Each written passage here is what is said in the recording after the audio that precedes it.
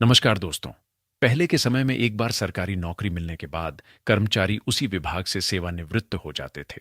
लेकिन आज के दौर में युवा केवल एक नौकरी के भरोसे नहीं बैठते, बल्कि अपनी इच्छा, मेहनत और बेहतर अवसरों की तलाश में कई विभागों और नौकरियों को बदलते रहते हैं। कई बार कर्मचारी ऐसे विभाग में कार्यरत होते हैं जहां नौकरी की तैयारी के लिए पर्याप्त समय नहीं मिल पाता। ऐसी स्थिति में सरकार द्वारा दी गई स्टडी लीव, अध्ययन अवकाश की सुविधा उनके लिए बहुत उपयोगी साबित होती है, जिससे वे अपनी पढ़ाई और प्रतियोगी परीक्षाओं की तैयारी जारी रख सकते हैं। दोस्तों, हमने इससे पहले लीव रूल्स के 10 चैप्टर विस्तार से समझे हैं, तो आइए आज शुरू करते हैं 11वां चैप्टर, स्टडी लीव यानी लीव रूल का रूल नंबर 50। रूल 50 में बताया गया है कि सरकारी कर्मचारी को स्टडी लीव किन परिस्थितियों में दी जा सकती है और उसकी क्या क्या शर्तें होंगी। यह लीव कर्मचारी की पढ़ाई, ट्रेनिंग या प्रोफेशनल डेवलपमेंट के लिए दी जाती है। यह लीव कर्मचारी के सामान्य लीव अकाउंट से नहीं काटी जाती। भाग 1, स्टडी लीव किस लिए दी जाती है, इस बारे में बताया गया है। सरकार किसी कर्मचारी को भारत या विदेश में हायर स्टडीज या स्पेशलाइज्ड ट्रेनिंग के लिए स्टडी लीव दे सकती है, लेकिन एक महत्वपूर्ण शर्त है। पढ़ाई या ट्रेनिंग का सीधा संबंध कर्मचारी के कार्यक्षेत्र यानी ड्यूटी से होना चाहिए। जैसे फॉर एक्सपेल, पुलिस अधिकारी साइबर क्राइम की ट्रेनिंग करे, इंजीनियर नई तकनीकी पढ़ाई करे, डॉक्टर एडवांस्ड मेडिकल कोर्स करे। ऐसी स्थिति में स्टडी लीव मिल सकती है। भाग 2 में बताया गया है कि किन किन मामलों में कर्मचारी को स्टडी लीव मिल सकती है। 1, ट्रेनिंग कोर्स या स्टडी टूर। अगर कोई कर्मचारी किसी रेगुलर कॉलेज कोर्स में नहीं भी पढ़ रहा हो, फिर भी उसे स्टडी लीव मिल सकती है, लेकिन शर्त यह है कि वह ट्रेनिंग या स्टडी टूर सरकार के हित में हो, कर्मचारी की ड्यूटी से जुड़ा हो, पब्लिक इंटरेस्ट में लाभदायक हो। 2, पब्लिक एडमिनिस्ट्रेशन से जुड़ी पढ़ाई।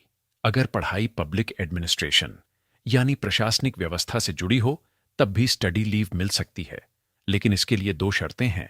पहली शर्त, स्टडी या स्टडी टूर को लीव सैंक्शन करने वाली अथॉरिटी की अप्रूवल होनी चाहिए। दूसरी शर्त, कर्मचारी को वापस आने पर पूरी रिपोर्ट जमा करनी होगी कि उसने क्या सीखा। 3, माइंड डेवलपमेंट वाली स्टडीज। अब सबसे इंटरेस्टिंग बात, कई बार ऐसी पढ़ाई भी स्टडी लीव के लिए मंजूर हो सकती है जिसका कर्मचारी की ड्यूटी से सीधा संबंध नहीं हो, लेकिन वह पढ़ाई कर्मचारी की सोच, समझ और क्षमता बढ़ाने वाली होनी चाहिए। यानी अगर पढ़ाई से कर्मचारी एक बेहतर सिविल सर्वेंट बनता है, दूसरे विभागों के साथ बेहतर तालमेल बैठा सकता है, तो सरकार लीव दे सकती है। लेकिन ऐसे मामलों में फाइनेंस डिपार्टमेंट से कंसल्टेशन जरूरी होता है। सबसे जरूरी भाग 3, जिसमें बताया गया है किन कर्मचारियों को स्टडी लीव नहीं मिलेगी। अब बात करते हैं सबसे महत्वपूर्ण हिस्से की। स्टडी लीव सामान्यतः इन कर्मचारियों को नहीं दी जाती।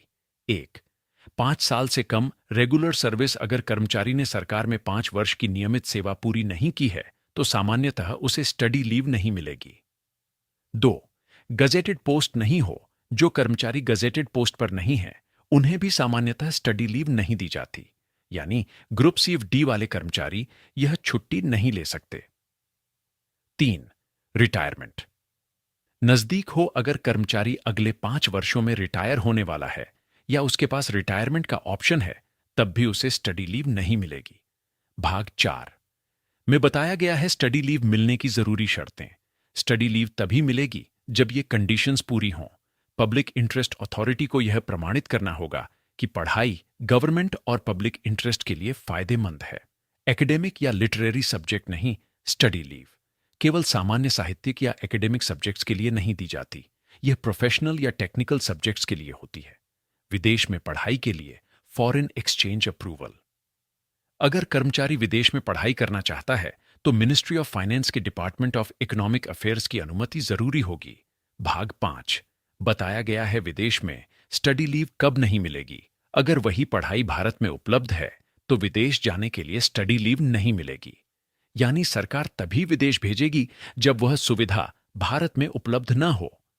भाग 6 में बताया गया है बार बार स्टडी लीव नहीं मिलेगी।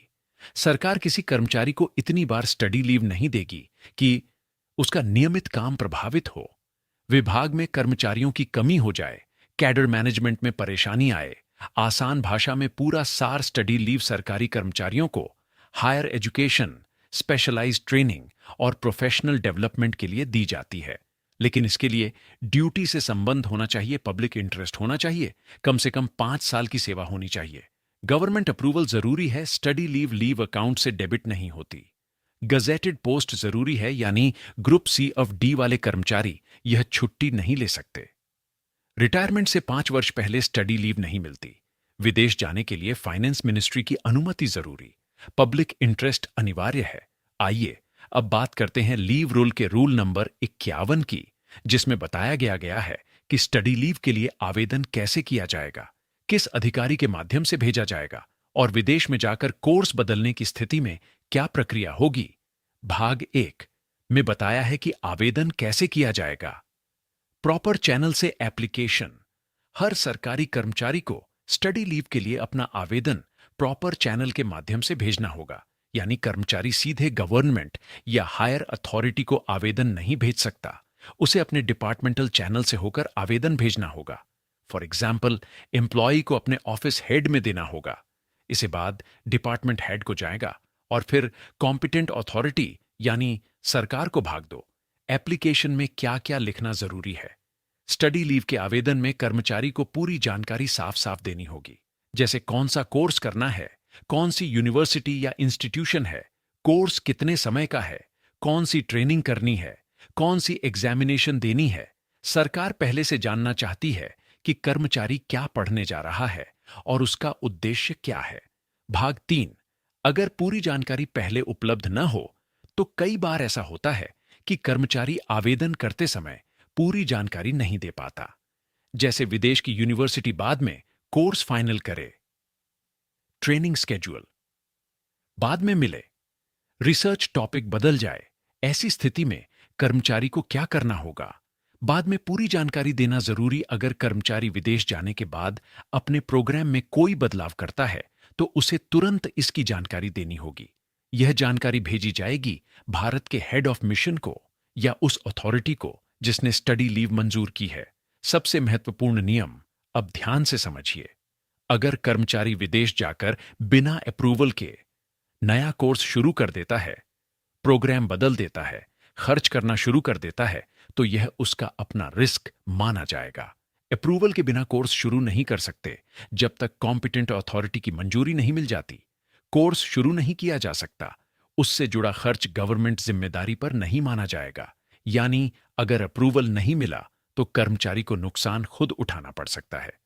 रूल 51 का मुख्य उद्देश्य यह है कि गवर्नमेंट को पहले से पूरी जानकारी रहे, कर्मचारी बिना अनुमति कोर्स न बदले, विदेश में पढ़ाई के दौरान गवर्नमेंट कंट्रोल बना रहे, पब्लिक मनी और डिपार्टमेंटल इंटरेस्ट सुरक्षित रहे। विदेश में प्रोग्राम बदलने पर तुरंत सूचना देनी होगी।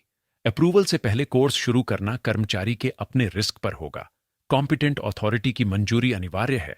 मान लीजिए एक police officer cyber security course के लिए विदेश गया, लेकिन वहां जाकर उसने कोर्स बदलकर एमबीए शुरू कर दिया। अगर उसने पहले अप्रूवल नहीं ली, गवर्नमेंट उसका खर्च मंजूर नहीं करेगी। स्टडी लीव पर सवाल उठ सकते हैं, डिपार्टमेंटल एक्शन भी हो सकता है।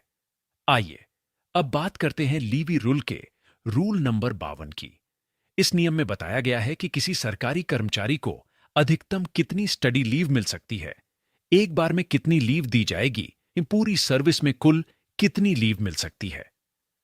भाग 1, सरकारी कर्मचारी को सामान्यतः एक बार में अधिकतम 12 महीने यानी 1 वर्ष की स्टडी लीव दी जा सकती है। यानी अगर कोई कर्मचारी हायर स्टडी, रिसर्च या स्पेशलाइज्ड ट्रेनिंग करना चाहता है तो उसे आमतौर पर 1 साल तक की लीव मिल सकती है। लेकिन केवल एक्सेप्शनल रीजंस यानी विशेष परिस्थितियों 12 महीने से ज्यादा स्टडी लीव मिल सकती है।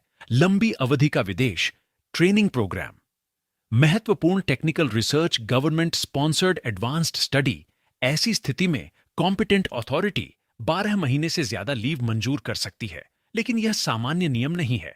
भाग 2, पूरी सर्विस में पूरी सरकारी सर्विस के दौरान किसी कर्मचारी को कुल मिलाकर अधिकतम 24 महीने यानी 2 वर्ष की स्टडी लीव दी जा सकती है।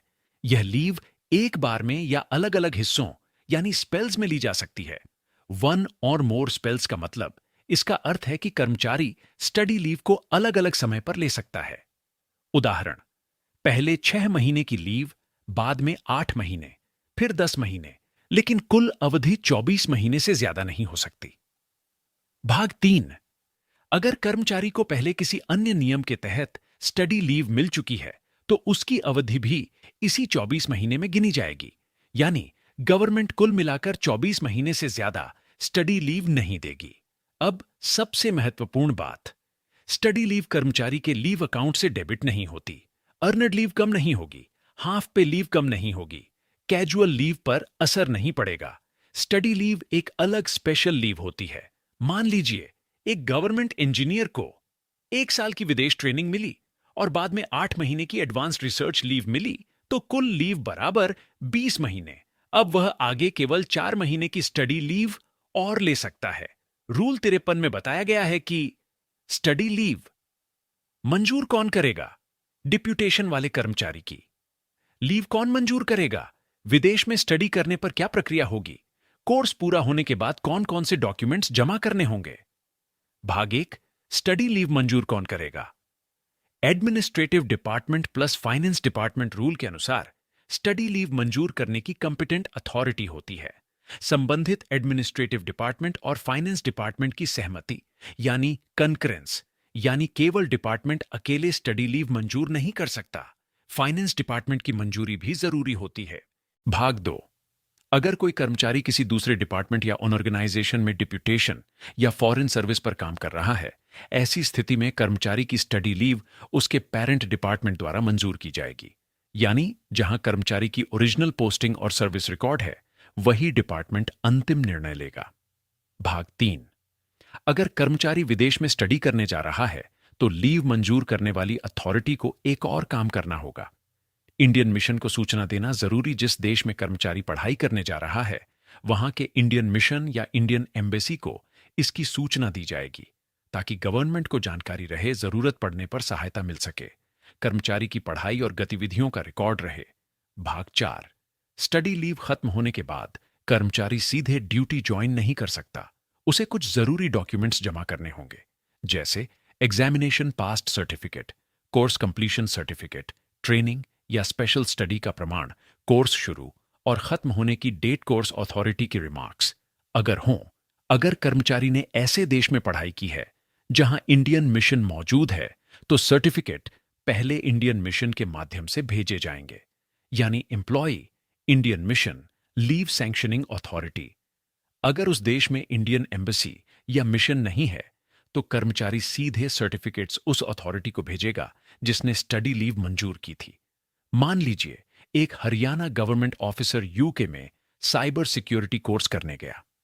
कोर्स पूरा होने के बाद उसे university certificate, course duration details, examination result, completion proof Indian high commission के माध्यम से हरियाणा गवर्नमेंट को भेजने के लिए माध्यम से हरियाणा गवर्नमेंट को भेजने होंगे। आसान भाषा में पूरा सार, स्टडी लीव एडमिनिस्ट्रेटिव डिपार्टमेंट मंजूर करेगा। फाइनेंस डिपार्टमेंट की सहमति जरूरी होगी। डेप्यूटेशन वाले कर्मचारी की लीव पेरेंट डिपार्टमेंट मंजूर करेगा। विदेश में पढ़ाई पर इंडियन मिशन को सूचना दी जाएगी। कोर्स पूरा होने के बाद सभी सर्टिफिकेट्स जमा करना जरूरी है। फॉरेन स्टडी पर इंडियन मिशन को सूचना, जरूरी कोर्स कंप्लीशन सर्टिफिकेट जमा करना अनिवार्य, विदेश में सर्टिफिकेट मिशन के माध्यम से भेजे जाएंगे। तो दोस्तों, यह थे लीव स्टडी रूल के नियम। 50 से 53 आगे के रूल्स को समझने के लिए आप हमारे चैनल को सब्सक्राइब जरूर करें। वीडियो पसंद आए तो लाइक करें, शेयर करें और कमेंट में बताइए अगला वीडियो किस टॉपिक पर और कौन सा चाहिए।